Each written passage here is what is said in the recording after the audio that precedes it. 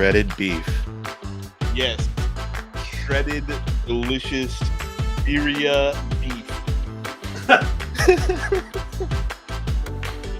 We're talking. Take two, everybody. Why is that still showing? I got rid of it. Whatever. Welcome to the Three Geeks Podcast. Back again for the first time. For the first It's like time. we never left. Man, this is why naps are good. Woo! Oh my Good. I goodness. needed a nap today, and I should have taken a nap, but I did not take a nap. I've been up since 5, and well, we started the show without starting the show. So Whose fault is that, we- Jason? me. It's all me. It's all totally me. Totally me. We definitely should have left it to Justin. He is a professional. All right, to catch you guys up, everybody's doing good, and Max made beef. I actually made a little too much beef, but that's a problem that's going to solve itself. Can you have too much That's a beef? good problem. Never. And that's what she said. John, to answer your question, you can never have too much beef. No, I'm almost done shredding though. That second intro almost got me to full shred. Nice, man. That's We so should call him the cool. shredder. Be great. I did that just for you, Max. I appreciate you. I really do. No problem, my friend. No problem. It's a good But- thing I already had this list written up from like last week. I'm glad you do.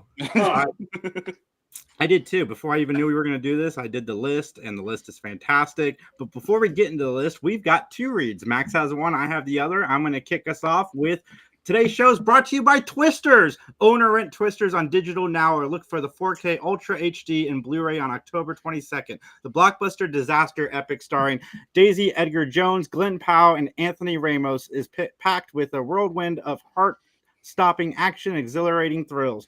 We Live Entertainment calls Twisters the perfect blockbuster. Watch at home now with over 1 hour of exclusive bonus content. You know, this movie made me go back and revisit the first Twister, which I thought I hated for so long, but upon revisiting, because I hadn't seen it in so long, I think it's just because it was overwatched in my house. But I had a lot of fun revisiting Twister. Like, it was a fun movie. Like, it exactly what it was supposed to be, with one freaking hell of a cast. Yeah. But stacked. Yes. Pullman, Helen Hunt. what's her name? Helen Hunt. Yes. Carrie Ellis is in that, right? Yeah. Yeah, he's the evil tornado chaser. If there's such Bad a thing. tornado guy. Philip Seymour Hoffman. Yep. Oh, I can't blanking on his name. The guy from Ferris Bueller. Alan Ruck. Alan Ruck. Succession. Yeah. But yeah, man, good cast. Max, tell everybody about the Silent Hour. The Silent Hour is new today on digital. Joel Kinnaman stars as detective guarding a deaf witness marked for death after seeing a gang murder. Okay, I really should have read this 4 times instead of 3. Trapped by the killers, they have to outsmart them to survive. Buy or rent The Silent Hour now. Rated R from Republic Pictures. Mackay Pfeiffer's in this? Yep. Mackay Nice. Pfeiffer. Nice. Mark Strong. Yeah. Oh, wow. Yeah. They got a Sandra cast May on this Frank. one. Mm-hmm. I'm down for this. Joel Kinnaman. Oh my God, we got a Joel comment. Kinnaman is like the weak link in this one. Like what? Sorry, offense to Joel. Kinnaman, but like I know all the other names more. Like that's True. So we got a comment on X. It says, I was invited to this podcast, but they figured out I was the 6th geek and I didn't own a baseball cap. Dope. True. Get in there. See, no, we know you weren't invited because you would have been like the 356th geek. Yeah. So it's I call fake news on this one. And You're technically, invited to the next one. I don't think Jason's wearing a baseball cap. Technically, No. you've got a what's that one called? Newsy. He's a newsy. He's a newsie. Yeah. I love that movie. Get your papers here. Hear ye hear. No, that's medieval times. Never mind. Hear ye hear. Read all about it. Extra, Yeah, there extra. you go. The extra. Yeah, extra, not hear ye. He's not the town crier. All right, so Max, hold your review till the end in case they haven't seen Baker it Boy before. hat is also But- what it's called. Justin and I took Max to see Terrifier 3. So I'm going to kick this off by saying I saw Terrifier 1. It's kind of like a proof of concept movie for the slasher and the character. Terrifier, I like the character of Art the Clown. I think the actor who plays Art is very, very good. Terrifier 2, they added some story elements. It's my favorite in the series. And then the third one. The third one is freaking long. I still really like Art the Clown. He's still a very funny character. But the third movie is a lot of like short skits sewn together with a thin plot. And they definitely they crossed the line a lot in this movie, and to the point where even Max thought some of it was too much, but I'll let him talk about it in a second. But I mean, the second one's it's still my favorite, but there are funny moments. Daniel Roebuck, guest of Matt Talk, plays Santa in this, and when Art meets Santa, I laughed for that entire sequence. That's the best part of the movie. No, it's the second best part, but that's fine. Okay. The mall is Max's favorite part, probably. That is the best part. The beginning was pretty good too, but the one thing about this movie that surprised me the most is how many off-camera deaths there are when it's supposed to be like the goriest slasher, and they killed quote unquote one of the most important characters off camera. And it's probably the most, well, we'll get into the gory stuff here in a little bit, but Max, how'd you feel about a slasher movie? Because I know you love the genre. Throw up a spoiler alert. Throw it up. Hold on. This is we need a better one. Like, I'm sorry. The other one was like in your face. Spoiler alert. Well, that's one of those StreamYards. Hey, we're gonna tell you some things that happened in the movie. This movie is garbage. I'm guessing from this one that all the other ones are also garbage. If it's the point is the gore, then this one isn't more gory than a lot of like B horror films.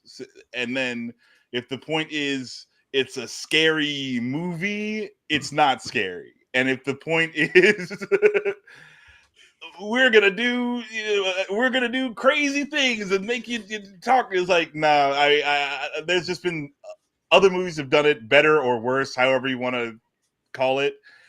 This movie is just middle of the pack, which is bad. That's not good. It's not remarkable in any way. Like people were like, "Oh, people were throwing up in the opening sequence," and I was like, I don't even know how that's possible. Because, what they do with these movies is they pack them full of people who don't like horror movies or don't watch them typically, and that's how they get those quote unquote reactions. Typically. Yeah, I'm like, have these people like never seen a movie ever before? Dude, do they just find people who this is their first cinema experience? Like do they go into the like Brazilian jungles and find like tribesmen to watch these movies? I watched like Terrifier 3. I'm not going to defend it. Like I didn't think it was great either. But the gore in this is definitely top gore. Like I've watched a lot of horror movies and they don't get as gory as this movie does. Oh, okay. Yeah, I mean, well, maybe I'm just pre-desensitized to it. I don't know. But like I was just like, whatever. This, when they said like, "Oh, this is gonna blow your mind," I'm just like, okay. I will say, like, this isn't.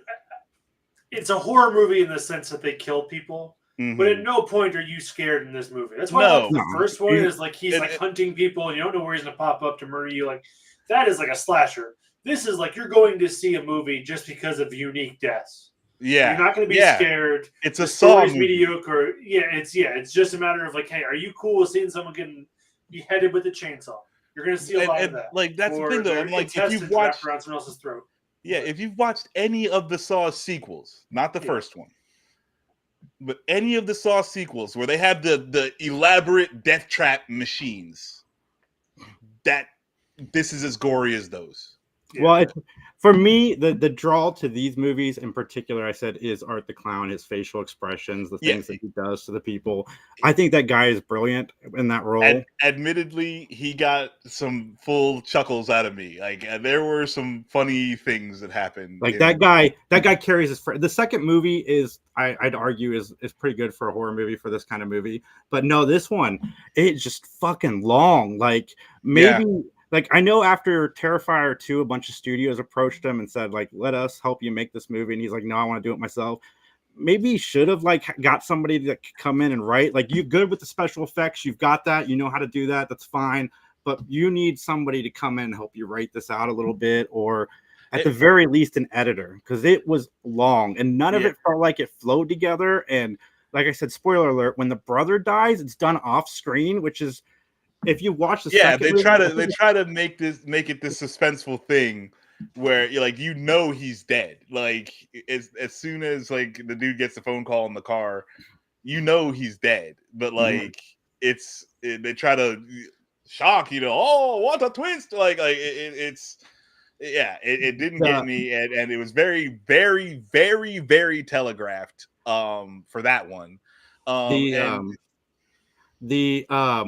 So in the second one, the death scenes, they felt like they were part of the plot. And this one, when they tried to fit the plot in, all it did was just make me want Art to come back on the screen, because the actress who plays the lead in this, it sucks for her. She had such a good role in the second one. And in this one, like I said, everything is secondary to the like vignettes featuring Art.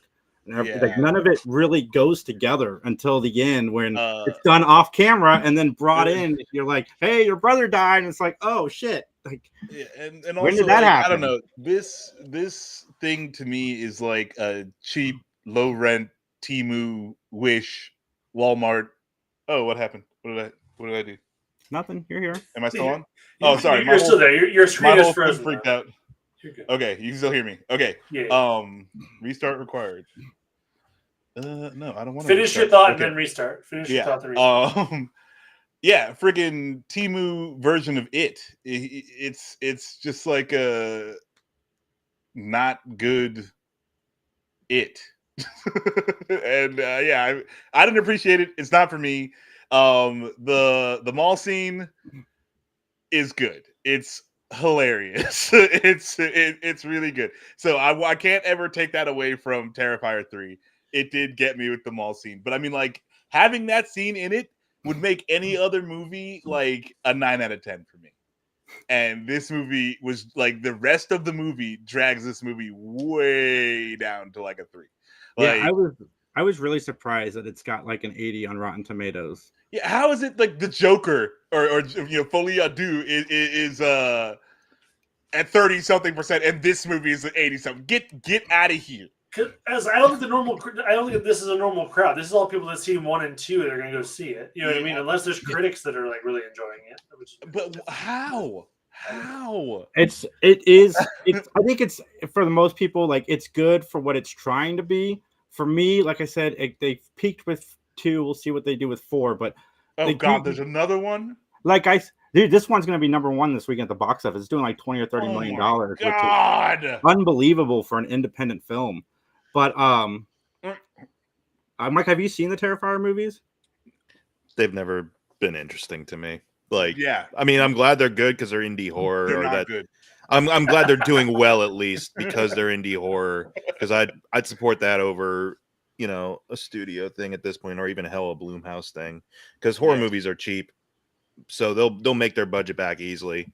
But I'm kind of with Max on this, where it's like, even though I've not seen it, it's like, wow, we're already off to 4 here, and yeah, I've heard Midland things at most about these movies. So I'm like, okay, people like right down the middle. Okay, that's the way it goes. So. Most of the reviews, like I said, people either like it for art or they generally like the movies. And like I said, Max was laughing quite a bit at some of the stuff that Art did, like his facial and stuff. But yeah, that guy, that performer, like, I want to see great more of comedic timing and things. Yeah, one of the reviews I said is that they have a very good performer who elevates something that's not so great into something that's watchable, and he really does. And the sequence, my favorite sequence with the Santa Claus with Daniel Roebuck and Clint Howard, I got a chuckle out of it, because it's this awful scene with 2 actors who have worked heavily with Andy Griffith, and I thought that was funny. But anyway, guys, that scene was funny. That was the second best scene. If you're into over-the-top gruesome horror movies, this is for you. If you want to laugh at Art, maybe check it out. But I think that you have to be the audience for this. And it's either you're half like for me, half not for me. Or I think not for you.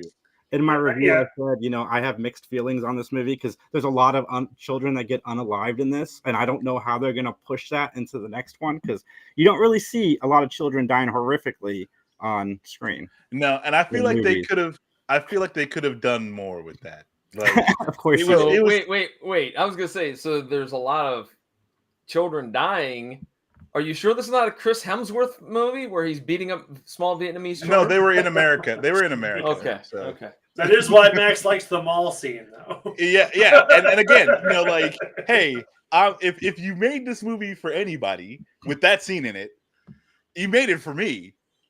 But I still don't like the movie. Like, it's this weird, like, when you make a wish with a djinn or something. It's like, hey, I'll give you what you want, but it's also got to be terrible for you. Yeah, I did not like the mall scene. It was stupid. I'm with you there. I think you would have gotten way more like comedic value out of the fact that if he didn't have like killed the kids, like the way he did, like unalived. Way funnier. What? You got to say unalived on YouTube. Unalived. Oh, sorry, unalived. But either way, I think you would have gotten a lot more value out of that scene if you would have done like an about face for that segment. Nah, that's all. I think. Nah, leave it. If anything, more kids in there. That's K-word the hell out of those kids. Okay, I'm gonna restart. All right, see you. All right, man. But anybody else watch anything worthwhile this week? Did Justin, Mike? Did you guys ever watch Joker too? I have not yet, but I did go see the new version of Speak No Evil. That was fun. I heard it's good. Yeah, I mean I know the ending of the original now. It is different than this one. So if you liked the original, it is a different ending. So whether or not that tells you what that would potentially be, I don't know. But I thought it was fun. You're uncomfortable the whole time, which I enjoyed. Like, it wasn't scary, but like, the people in that, who is evil. You just don't know when they're going to reveal it and how evil they are. And it's just like having an innocent family interact with that family makes you uncomfortable the whole time. You know what I mean? Which I thought was good. I haven't watched anything movie-wise. I've watched a couple. I watched a TV series, a small biopic series, but I don't know if I want to discuss it here or discuss it tomorrow on Matt Talk. Nice. Nice. I'm so glad you brought up Matt Talk. I'm so tired of the argument woke for everything. Like, people, if you really want to have this conversation, Hollywood has made movies that are quote unquote woke for so long, back when, racism was happening, and like, let's just all calm down with this woke argument. Like, just watch the fucking movie. If you don't like the movie, then don't watch the movie. Don't tell me it's too woke just because you don't want to see a female or a black character in the lead. Like, I don't care. Like, the new Matlock is not woke. You obviously haven't seen the fucking show. Go watch the show, because there's a reason for the show being called Matlock. Like, if you watch it, it's kind of sweet the way that the show works itself out. But I'm so tired of it. I hear it for every freaking thing, and it's like, no, it's not woke. It's just telling a story, and if you don't like that story, then fine. Don't like that story, but tell me why you don't like that story. And I swear to God, if you say woke, I'm going to punch you in the face. But how are they going to make the money on that grift? How are they going to be able to be like, oh, this new thing is woke. Here come my 100,000s of views and listeners because I said that word. Hey, isn't this? I mean, this that's Thursday, episode 2. Isn't episode 2 Thursday? Yeah. I think it's the 17th. Well, for some context, I think we had a comment that mentioned that Matlock went woke. I think is where your frustration is stemming from. Well, it's just stemming from a lot of things. Like, for instance, Star Wars Acolyte, and like, I know that the show supposedly isn't great. I haven't seen it, but I'm sure there's reasons that it's not good that you can tell me besides the fact that it's too woke. Like, give me, story structure, directing, lighting, cinematography. Like, let's have that conversation, but woke is not an argument. Just saying something is too woke, and it's always too woke or not woke enough, and that both sides drives me nuts. Like, it's just tell me why you don't like it. Give me just for consideration. It is Thursday, episode 2, 9 p.m. CBS. Nice, John. Cool. Too bad we're not on that show. Yeah. No, I mean, that's the whole thing, though, is that maybe there are people legitimately out there who are like, oh my God, woman is central character, boo. Like, there are, sad to say, actual morons who think like that. But then there are other morons who are just like, oh, this is an easy way to make money, so I'll just be a rage baiter and to like farm for rage. so that'll give me the money. And That- also engaging with said rage baiters also apparently gets you attention and money too. So that's the way this fucked up social media system works. Like, do you guys understand how lucky we are that an Academy Award-winning actress like Kathy Bates is on CBS giving Oscar-worthy performances on a procedural show? Like, I guarantee you I guarantee you at least 70% of those people don't even know who Kathy Bates is. Mhm. I agree with you, Mike. Watching the show, and I'm like, dude, she is just bringing that acting to this, what should be a nonsensical show. Like, I get to the end, like it gets a little deeper, but it's essentially a CBS procedural for most of it, and she's bringing like this high caliber of acting, and we're sitting here complaining about it. At least give me reasons you don't like it, other than woman. It's very caveman of you. I've seen every man story. I kind of like watching women's stories. I don't know about you, but I'm down. I like watching women better than men in general. So, okay, yeah. all right. Yes. Not much to follow up with that. I was like, yeah, cool. All right. Women watching. Woo. In Wait a a good minute way. now. Wait a minute. In a good way. I was in a gonna good say, way. That can be misconstrued. John, I've been listening to that What Went Wrong podcast, which I highly recommend for everybody out there. Yes. And I listened to the Wizard of Oz episode. So today, Wizard of Oz is my favorite movie of all time. At least I've been saying that for so long. I haven't seen it in a while. I watched it today. That movie holds up so well for a movie made in 1939. Mm-hmm. Oh my God. I still love it. It's still my favorite movie. I can Cheap say plug. that. I just visited it, but I can't believe how good it holds up. Cheap plug for What Went Wrong. Lizzie and Chris do a great job on that podcast. It's fantastic. I just listened to the Super Mario Brothers 1993 review of What Went Wrong, and oh my God, it's everything you've heard and more. So, yeah, my God, yeah, I've listened to that one. It's great. Yeah, I forget what I have in the queue now. I have what the heck do I have on the queue from them now? I don't remember. I don't know, man, but I listened to the Titanic. All the James Cameron ones that are on there are great. Like, hey, James wants to do this thing. We can't do this, James. Fine, make the movie without me.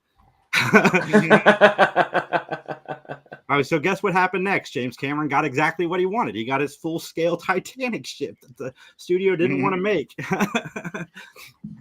I've really enjoyed them. The Abyss is one of my favorites that they've done, and they did Aliens, The Abyss, and Titanic. And James Cameron he knows how to get what he wants.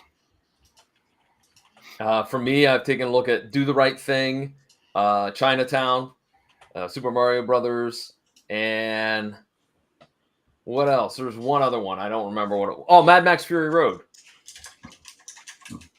Oh, nice. So, yeah. Didn't you already see that, though? We didn't watch that together, didn't we? Saw it in theaters. No, we saw Furiosa.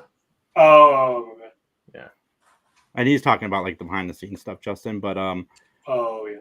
Yeah, I watched Aliens recently for the second time ever, and I listened to their show on Aliens, and I don't even want to watch Alien 3 knowing that like Newt and the other two characters die like pre-movie. It's like, fuck you guys. I spent this entire movie rooting for these people to survive, and you killed them off screen. Like, I'm not going to watch Alien 3. Screw that movie. I have no interest to check out Alien 3. Yeah, that is the disappointing part of it. I personally like Alien 3 just fine. It's a big old swing from David Fincher, but it doesn't land, but I can appreciate the hustle of it. But yeah, Newt and Hicks dying, that I didn't like that part of it. I will go back because Mike recommends it, and I will check out Alien 3. But they did post on Audible. They did a short series based on the original Alien 3 script where those characters had lived. And I can't wait to check that out because they brought the actors back to play the roles. And Three was when it was in prison, right? It was the prison one? Yeah. I like that one. And the making of that is fascinating. Yeah, because almost quit like the whole time because they thought they could boss him around. Yeah. Fair And enough. some of the ideas they had in mind were really out there. Like they wanted a planet made entirely out of wood. And they wanted to put an alien suit on a dog. I don't know if they actually did it, but it didn't work. Is what they were saying. Like it's not working. Oh, I know why though. There's a whole alien dog in that movie. Yeah. See, you thought taking wood shop would be useless in high school, Right? but you could have built a planet. You could have constructed an entire wooden planet. I'm in.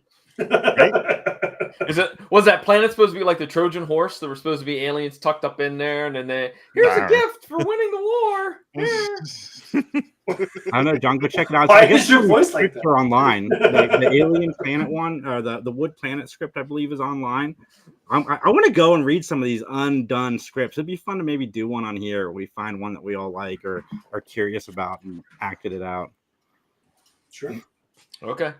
But guys, top 5 movies, top 5 most violent movies we have ever seen. I'm going to kick mine off with number 5, and that is American History X. Okay. So when you say most violent, I was wondering how exactly you meant that, because like there are movies that are just like we're starting off with a car chase and we're ramping up from there, and then like there's Tarantino movies that are like extremely violent but only in small bursts. Like the actual violence isn't a lot, but it's very violent. So I don't know. I was interested to see how we were doing this, and your first pick let me know. Okay. Well, same here, Max, because I had a list and I was like, but wait a minute, this movie's like, for me, I was thinking about it like in the line. It's got a really solid plot, but is it violent or is it not violent enough? See, the way I did it, Max, is if the thing I remember most about the movie, and one of the 2 or 3 things is the violence, then that's what I went with. And American History X, that curb stomping scene, is the thing I remember most about that movie. Like there are violent movies that are not on my list that totally could be, but I remember them for more other reasons other than just the violence. Yeah. Okay. Yay, my list is going to hold up then. I mean, it's your opinion, because too, like, what is your definition? Yeah, of this violence? is a very subjective concept. Yeah, so I mean, you can't be wrong. You can't be wrong. But yeah, you can be wrong, John. I mean, challenge accepted. If Follow That Bird is on your list, John, then you're wrong. Justin, what is your number 5? My number 5, Ninja Assassin. I was trying to do some research, but I just remember like those ninja stars cutting people in half while he was throwing them. Like it was Ninja Assassin. I've never heard of this. Why are you saying it twice? Why are you saying it twice? Ninja Assassin. I'm not sure it's a good movie. What is it? That is the most redundant name for a movie I've ever. Or is he an assassin of ninjas? Does he specifically only kill ninjas that he's hired to kill? Because he's an assassin. It's yeah. He was attacking other clans, I think. I remember. I just remember him just mowing through like a revenge thing. Yeah. You know what? I think I remember the sequel to that. I think it's called CPA Accountant. I think, it's called ATM Machine. I know John joins us very rarely, but I would like to remove him. I would like that. That wasn't me. John, that wasn't me. Sure it wasn't, Justin. Sure it wasn't. I did that last week. I'm not going to do it again. Mike. All right. Well, I had a tie for my 5th and my first one. So my 5th one here, just because these are the movies that have they have, like you were mentioning, Jason, like sporadic violence throughout, but they're memorable. The first one, No Country for Old Men, because that was in my list. Yeah, that cow gun or that the air I was pistol. hoping Yeah, that somebody else would pick this one. I was like, that's. But again, it's sporadic, and it's more like about the suspense playing up to the violence and things like that. So that's why it's number 5. But also to go along with that, Bone Tomahawk. But it mainly for just one scene. There's one scene, and it's violent throughout, but there's one scene in Bone Tomahawk that is just like yikes-a-loo. That is extremely violent. I still need to see that. Nah, I mean you can. Yeah, but you'll know the scene when you get to it. Does it have a Bone Tomahawk in it? I mean, There's Sorry, bones. it's a dumb There's tomahawks. question. But yeah, I'd say so. Thematically, that works well as a title. But yeah, there's this one scene, and I wish I could tell you, but I can't. But you'll be feeling split, let's say, on it. Yeah, and that's a great segue for my number 5 is Terrifier 3. The movie is extremely violent, and we talked about it earlier. I had to. It is the most violent movie I have seen in a while, for sure. I will talk about that more when we get we're gonna go with Terrifier 3 for number 5. Not because I just made this list 3 minutes ago. That is not the reason. You wouldn't be Notebook and Pen guy if you were doing that. Right. Exactly. But I am Notebook and Pen guy. That's right. Mr. Orlando. Oh, geez. The Muppets Take Manhattan. Yes. All right, Morty. It is. No. Scared violent. I think that if we're going for like I said, movies that made an impact on you because of the violence, I'm going to go with Irreversible from 2002, directed by Gaspar Noé, who is a whack job in his own right. There's one scene that I'm like, I literally was like, I shut the movie off for a few minutes because I'm like, I feel filthy. I feel like I need to go take a shower. My girl Monica Bellucci is a trooper. Yeah. Oh, Jesus Christ. It's disturbing on so many levels. Yeah, and then it's like, how do you know? Okay, like they're actors, right? Like they act that scene out. Then like, how do you look at that guy in the face? You know, like I don't know. Like, how is it you go to work the next day and you feel totally cool with it? I mean, like, good. Yeah, that was. Yeah, like you go and have dinner afterwards. Hey, right. We're done. Hey, great job today on that scene. Oh, thanks. Oh my goodness. Yes. Okay. Sorry. All right. Well, my number 4 is, and I didn't research this list. This is what just came off the top of my head. Is American Psycho. The chainsaw scene specifically, and then him in bed with the 2 ladies. Fair enough. Yeah, that was good. That's I always picture him dropping that chainsaw where he's just like dangling it over the banister and just like, all right. I want to read the book. It's almost so good. Because I mean, like, I feel like it wasn't even the chainsaw part that killed her. No. Like, the blunt force trauma. Yeah. But I mean, whatever, because she wasn't real to begin with. That's true. Was she? Dun, dun, dun. Nailed it. Is the book as ambiguous? I've not read it. Oh, geez, I'm trying. No, I haven't read that one. I've read less than 0. I haven't read American History or American Psycho. You had to choose 2 movies that had American in the beginning of them. I did. American Pharaoh's next. Be a real twist. American Pie is next. American Pie is an extremely what he does to that pie is extremely violent. It's irreversible. It's Apple. I'm so upset with you right now, Max, about that. Good, because I thought you were mad at me because I brought it up. No. Max just trivialized like a really goddamn traumatic thing with American Pie. It's horrible. I am admittedly a bad person. Justin, what's your number 4? Mine, because I was thinking about memorable like deaths in a movie for how I kind of made my list. So the Patriot, the cannonball taking that dude's head off. Like when I watched that the first time, I think I was like 13 or 14. I was a lot. I wasn't expecting to see someone just lose their head. Lose their head.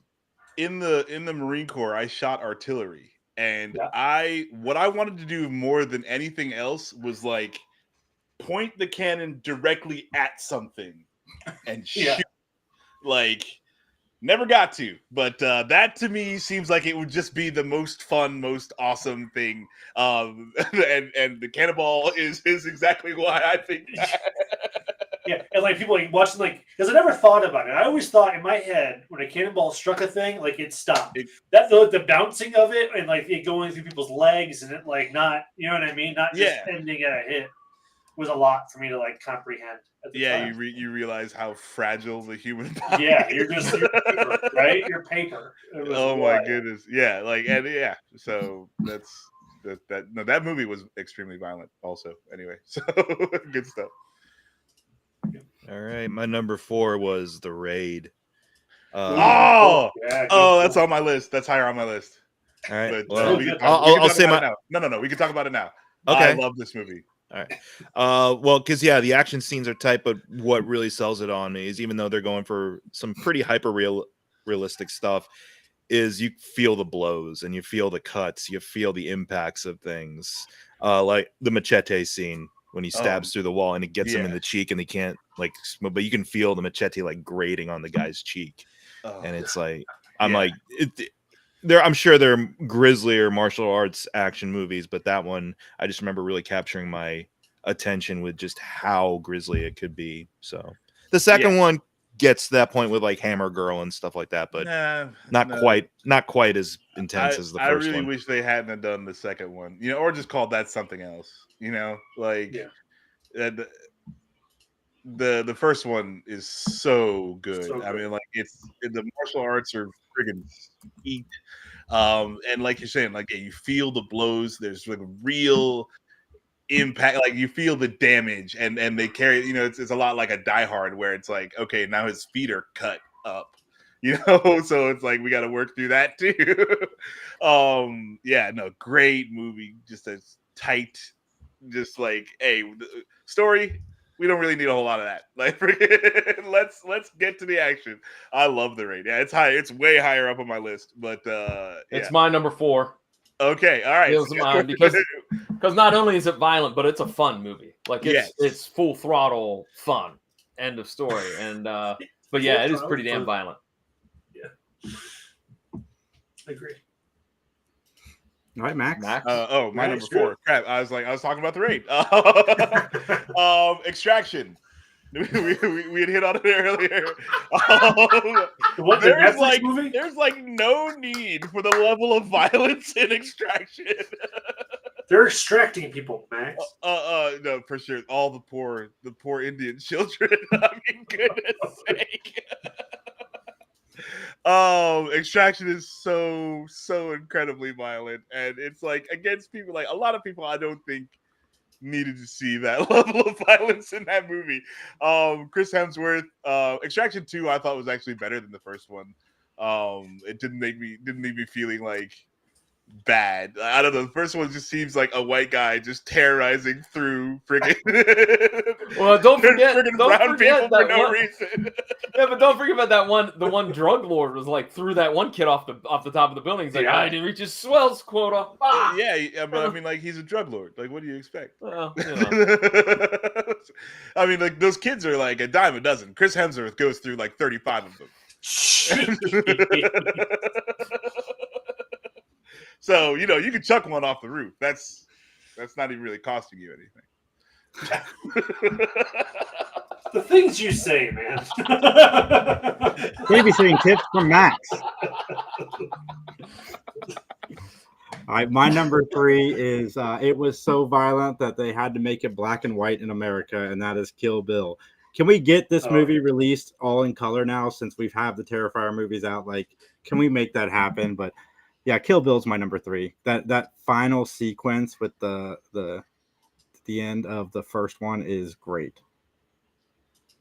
And then all the other things that happen within the movie, but especially that scene. I mean, the Vivica Fox fight, the dining room, the kitchen. Yeah, the kitchen? With the Vivica Fox fight is so good, and it sets a tone for the movie that like is held up the entire time. Kill Bill 1 and 2, friggin' excellent films. Mm-hmm. Yeah, agree. I'm rolling into number 3 with another war movie, Saving Private Ryan. Specifically, like I still think about that scene where the guy could help his friend, like in that house where they were clearing it, and like he watches his friend die because he's too scared to like help. Like that still messes with me, man. Like I'll think about it randomly and be like, boy, what a heavy like on your conscience full thing. You know what I mean? Oh yeah. That was on my short list as well because that opening scene. Yeah. I mean, Storming the beach and you everything. Yeah. beach. Look, That just was Flash trying to being flag his there. arm. Yeah. Yeah. Oh my goodness. Oh my goodness. Yeah, no. Saving Private Ryan is one of, I think, just the best movies of all time. But it does not hide the atrocities of war. Mm-hmm. Yeah, it's a lot. It's a lot to think about. Makes you think, and oh boy, it's a lot. Mm-hmm. Yeah, that was my number 3. Mike, we got. My number 3 is The Cook, the Thief, His Wife, and Her Lover. This is more of like a dark, really dark comedy, art house type movie from the 80s. You will not, for you Harry Potter fans out there, I'm sorry ahead of time because you're not going to look at Michael Gambon the same way again because he is an absolute bastard in this movie. Well, because the violence in this that I'm referring to, it's not front and center all the time, but he's a gangster who considers himself pretty erudite, and but he's really not. So he's really crass and foul. He beats Helen Mirren, so that's a violent part of things. But she's able to get hers because it's about his wife and her lover. So she has a lover. So there's lots of Helen Mirren getting hers. But then, yeah, there's a lot of pretty grounded violent stuff. He finds out who the lover is. Turns out he's an avid reader and writer, so he's basically feeding him book pages forcefully by hand, shoving pages of books into his mouth. and then the way it all caps off is another yikes. Yeah, bon appetit. So I read a short story once where the chick kills her husband. He's an officer, so she kills him with a leg of lamb, and then she feeds the leg of lamb to all of his cop buddies, and like while they're like trying to figure out who did it and how, like kind of sort of that, not really. It's like I said, it's a black comedy, but it's yeah. Excellent. I haven't seen that one though. But I like Helen Mirren a lot. She's really, really good. Oh, she's a total smoke show in this movie. It's like, yeah. All right, my number 3 is Punisher Warzone. Ooh, I remember that being very violent. Yeah. Solid action flick. I mean, it's my favorite Punisher movie. If that means anything. John Barenthal's Punisher is really, really good, but Ray Stevenson? Yeah. Yes. I thought was so perfect for the role. And Jigsaw's actually gruesome. Yeah. It gets off the rails, but it's a fun ride. I think it's not the best movie, but I thought there was a lot of good Punisher stuff in there, and it is extremely violent. I like the director's work, Lexi Alexander. She follows me on Twitter actually, but name dropping here, but no, I love that movie a lot, and also Green Street Hooligans was hers too. So okay, the movie where Elijah Wood gets the shit kicked out of him. Oh man, but he goes through a whole Fight Club though. Like he's like at the end of it, he's like freaking a piece of wood. You could build a planet out of him. Yes. My third, it has the topic that we're talking about is in the title of the movie, A History of Violence. Yes. David Cronenberg's film. There's just, first of all, it's a well-constructed film and great. But I mean, it's violent. I remember going to the theater to see it with my nephew, and there was like a group of old people, like in their 60s, came. And after the movie, I heard them all complaining about the violence. I'm like, it's in the title, right? Like, what did you expect? They told you what's up. It didn't say a history of cupcakes. It said a history of violence. One of my goodness. I will say one of the best comic book movies ever. Yeah. Yeah. I was very surprised how much I liked that movie. Like I had no expectations, and it really, really knocked it out of the park. It was good. On a side, I'd watch a movie called The History of Cupcakes. Yeah, it's if you like the Great British Bake Off, like of course you're gonna watch. I was There's a about to remake say, revolution give for the us. give the Netflix algorithm an idea. All right, my number 2 is this would have been my number 1. I'm not a fan of this movie, but it is freaking brutal, and it's the reason I haven't watched anything else this director has made, and that is Halloween 2, the Rob Zombie Halloween 2. That movie is so freaking violent, and the kills are brutal. You know, besides the freaking, like, there's a horse in the movie or a unicorn or something. I don't remember. I've only seen it once. But the thing I remember most about it is how violent it was. The first one was pretty violent, but the second one, he definitely overdid it. And yeah, the movie is rough in more ways than one. So you've never seen any other Rob Zombie movies? And I might now that I can sit through like Terrifier and be okay, because I can't imagine they're more violent than that. Watch some extremes, like watch like Devil's Rejects, and then watch the Monsters, just to see like, where your barometer lies. I do want to see the Monsters because it has Daniel Roebuck in it, yeah, that's my number 2, Halloween 2, Rob Zombie's Halloween 2. Awesome. My number 2 was RoboCop. I just remember it being so violent. Oh, dude, Good one. Yeah. Yes.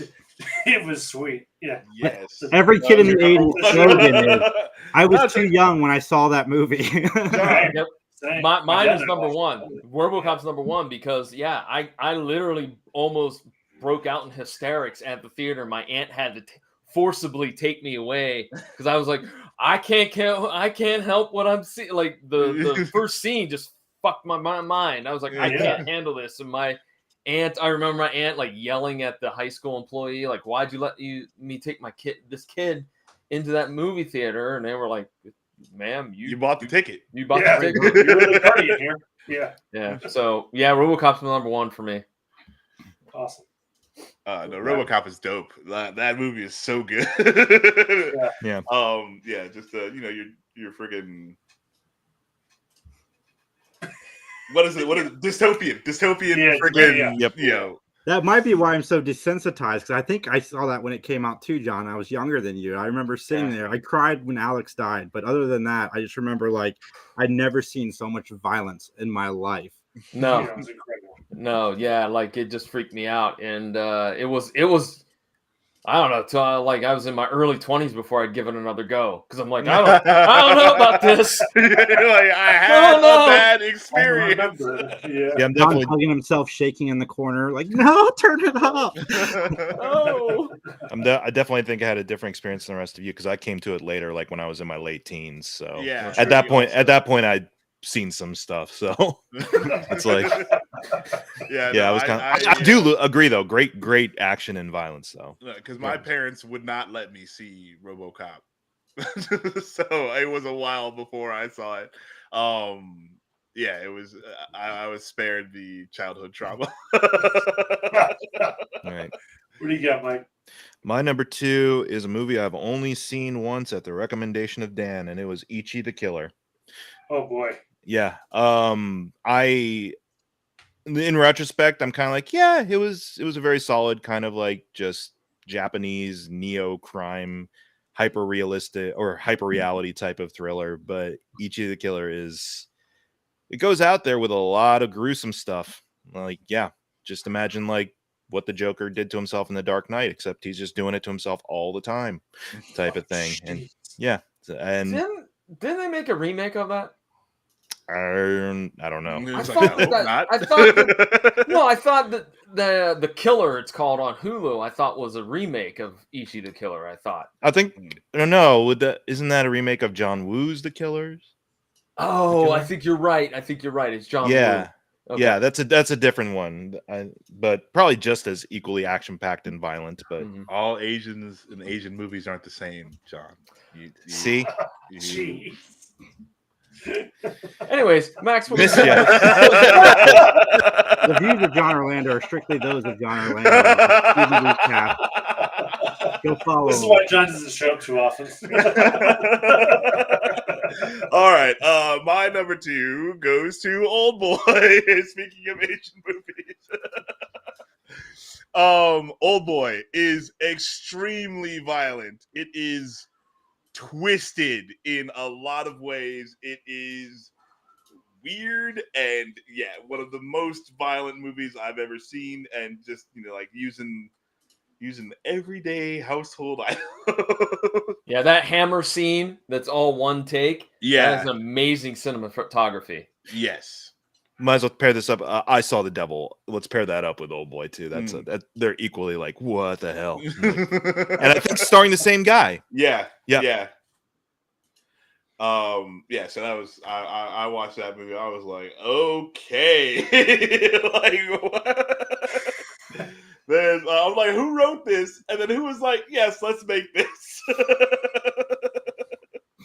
Did you ever see or like the American remake? I have seen it. It's not as good. It was Josh Brolin who did that one. Yeah. It's just missing a little bit. And maybe I'm a purist or whatever. Like, I'm just like, hey, you should. They did the thing. You don't need to just remake it beat for beat in essence. Yeah. But it was just okay. Like, and it's not like terrible. You can go see it, but I would just recommend going to see the original one because it's better and it should be as available as the new one. But Old Boy might be one of those what went wrong type of subjects, because like the original cut wasn't like 3.5 hours, and they went to Spike Lee and was like, no, you're cutting this down. And then didn't Spike Lee get fired in the middle of it or something? Or am I wrong on that? I'm not sure about because you're talking about the remake. The remake, yeah. The remake. I don't even, because like I wasn't even aware that it was like coming out or that it came out. Like I caught it. It was like on Netflix or something. One day I was like, oh, okay, I'll try this. Like just see what's up. But I'd seen the original, so. This was not this is a little more whitewashed, and it would make total sense if there was studio involvement and and on all the drama, because it was, that movie is out there, and it's, I don't know why you made the movie, but it's like there's some things that happen in that movie where it's like, bro, like you're messed up. That's so I don't know why anyone would touch that movie with a 10-foot pole. Like we're keeping the scenes in it that make it weird. Well, I could be wrong, but I was pretty certain that there was a lot of studio interference with that project. Yeah, I absolutely believe it, and and like the movie is not as good, because obviously whatever studio made the first one didn't know what they were doing, or they just didn't care. They're like, you know what, we don't even care. Let's do it.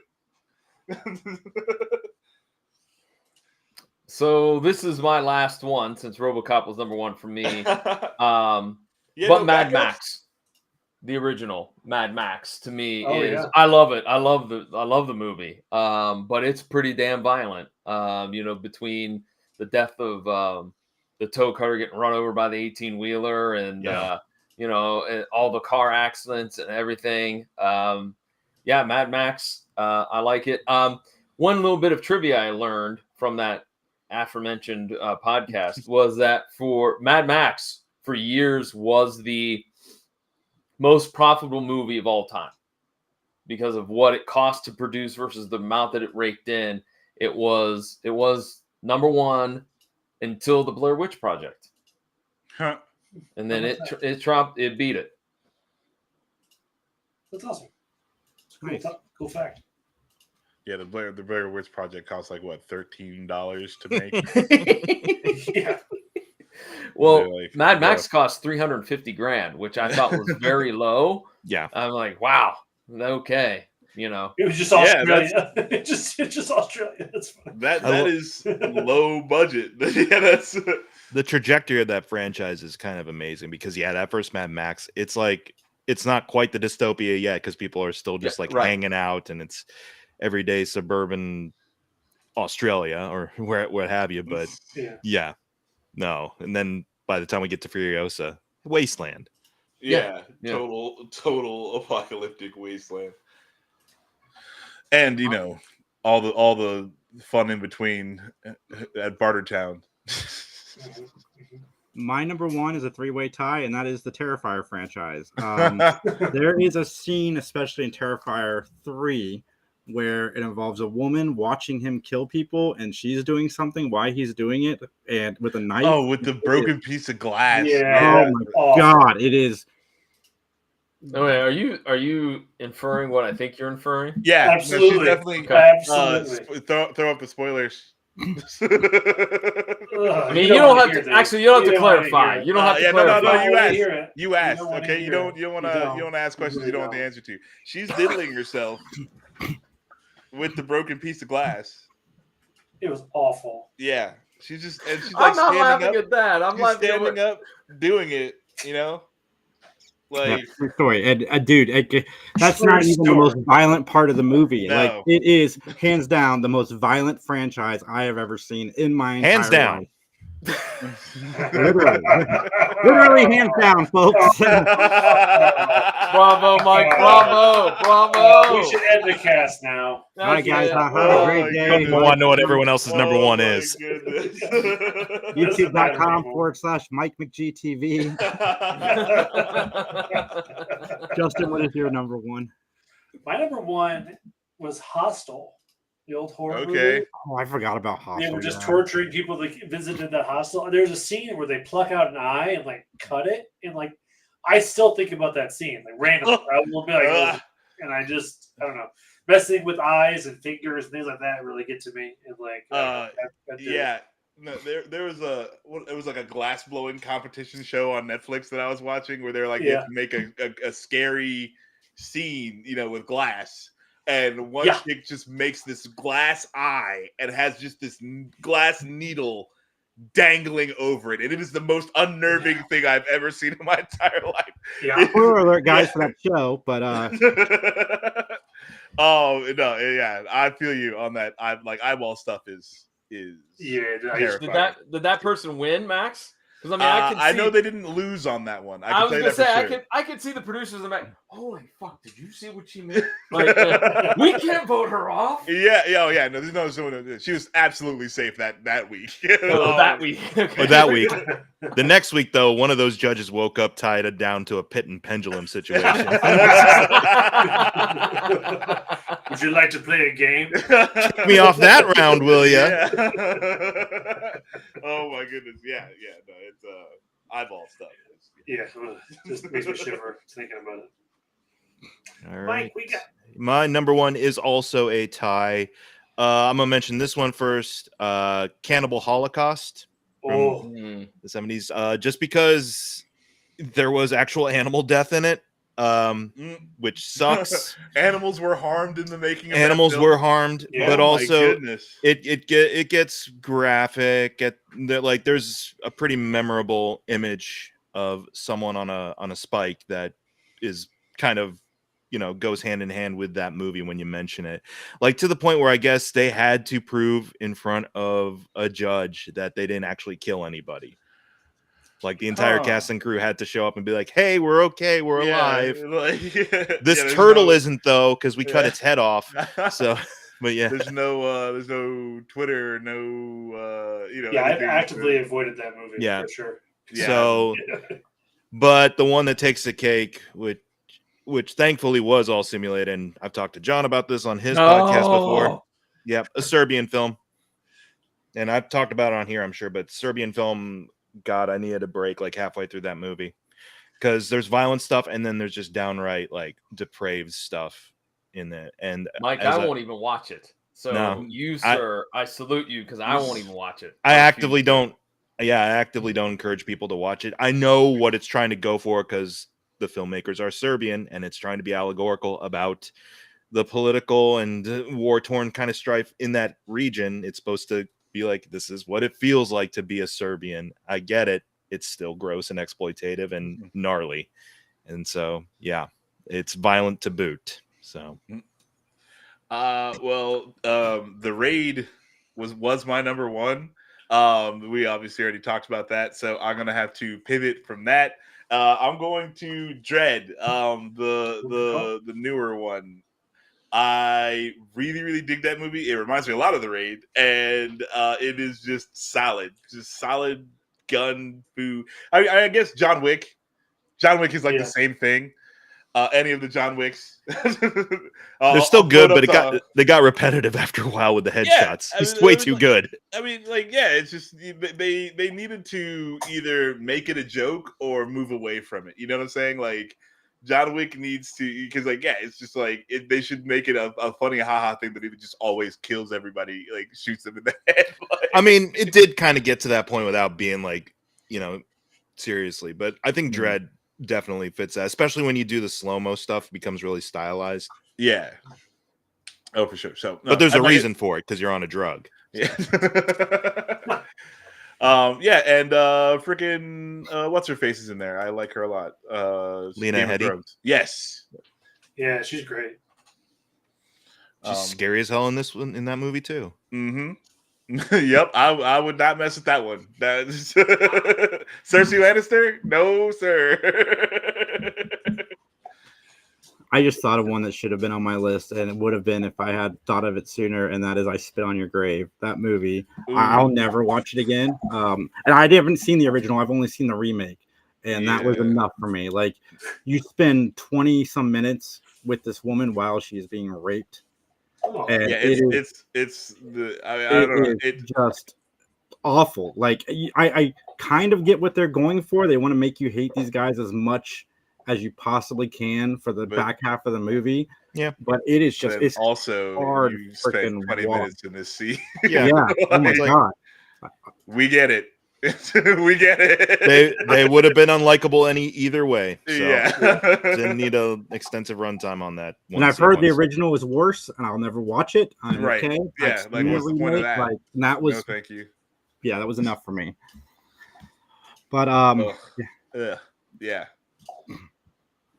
What a fun note to wrap up. Right? You did it. Is there like a fun memory you want to talk about? Anything positive? Hey, can you have Apollo show up? Because that'll make us feel good. Like, call Apollo over, Justin, and that'll make us feel got good. a bone right by my feet. I had a Rottweiler before I had this one, and we left a whole bucket of Kentucky Fried Chicken on the counter, and then we went to the movies, I think, and we came back, and even the bucket was gone. Like, the chicken obviously was gone, but even the bucket was gone. That's what we needed then. Thank you, Matt. Yeah, thanks. Thank you. Tell you what, good luck with digesting. He was fine. He was totally fine. Yeah. But there was like 8 pieces of chicken and a bucket in that dog at some point in time. Boy, his next bowel movement must have been killer. It was large. We'll say that. All the spices in the my goodness. I'm just gonna throw this out here. Now we went into like kind of territory. Go watch a video that makes me laugh all the time. It's called Oven Fingertips or Oven Mitt Fingertips. It's a really funny video. Go watch it. No, there's a lot of implications in the name of that I don't like. It's fine, honestly. It's really fun. It's someone just someone being really stupid, and it makes me laugh. If we're looking for stuff to just make us laugh or make us things on a bright note. Okay, Oven Mitt Fingertips, I think is what it's called. Fingertips. I think it's like a dude's TikTok or viral video thing or something. Okay. Like that, it's funny. Awesome. Let's do this real quick. I'm on. Are you looking for it right now? He's on it. He's on it. He's on it. Okay. He's on it. Cool. This could be fun. Anyone else got some fun shit we can watch? Shoot, hold on. It needs sound. Like Tips, go to work. Shit. You put Oven Mitt Shit. material on his finger. Damn it. Damn it. This will revolutionize getting your tray out of the oven.